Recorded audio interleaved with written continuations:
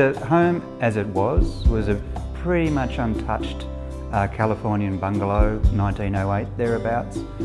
Essentially what we wanted to try and do is give this house another lease on life, expand the use and usefulness of the house.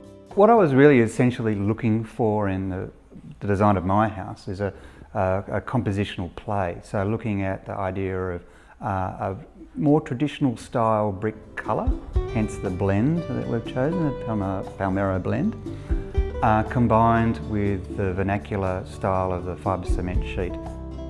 It seemed right to have a light or a lightweight material on the top, so we looked at the Barestone. We looked at other products too, pre-finished metals, but came back to the Barestone as a more traditional approach for cladding.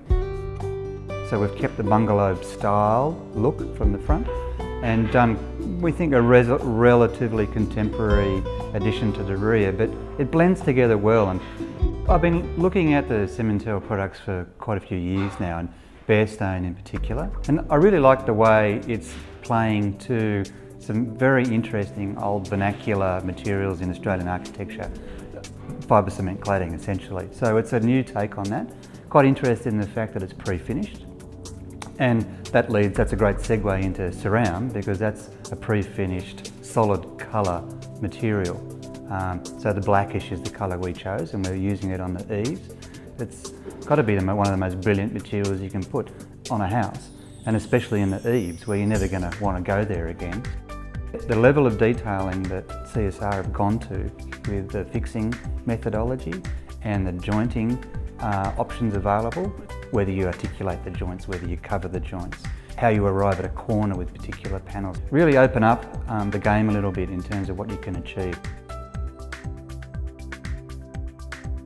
Took a bit of noodle work to get it right, and that's the external appearance. Now, I think we did. I like the principles of the solid base, if you like, the ground floor, and I really like having the chance to explore a lighter weight and different compositional arrangement for the upper floor. So it's nothing like anything in the suburb, which is kind of a bit of fun.